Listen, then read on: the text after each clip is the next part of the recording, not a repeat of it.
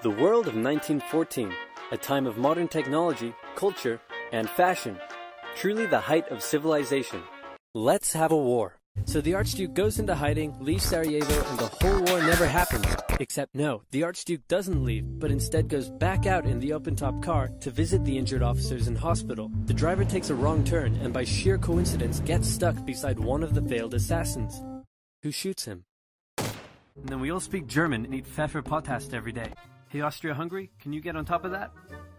Oh yeah, sure, we've got this. Nope. So Germany push on through Belgium and commit some atrocities along the way. They also wear spikes and sometimes skulls on their uniform. So if you're trying to not look like the bad guys, good job. France wanted some stuff back that Germany had taken from it. Germany wanted to take more of everyone's stuff, and they were building a big sexy navy that was making the British uncomfortable. Let's play Spot the French Soldier. Did you see him?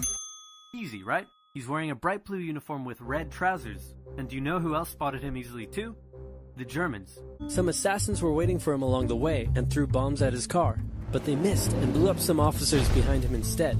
The only question now was, who was going to break first? And the answer was Russia. Hey Britain, you got my back?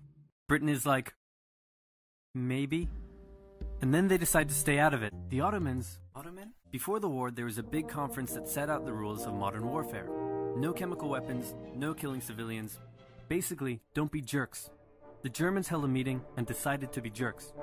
Seeing how well the Russians had been doing, Romania decided now would be a great time to jump in and win the war.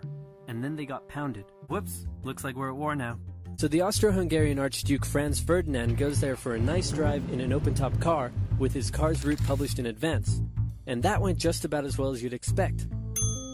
But that plan failed, partly because the spies got bored, brewed their own alcohol, and got drunk, which is a bad thing to do in Afghanistan. After indescribable suffering and millions dead, the world learnt its lesson and never had such an awful war again. For about 20 years.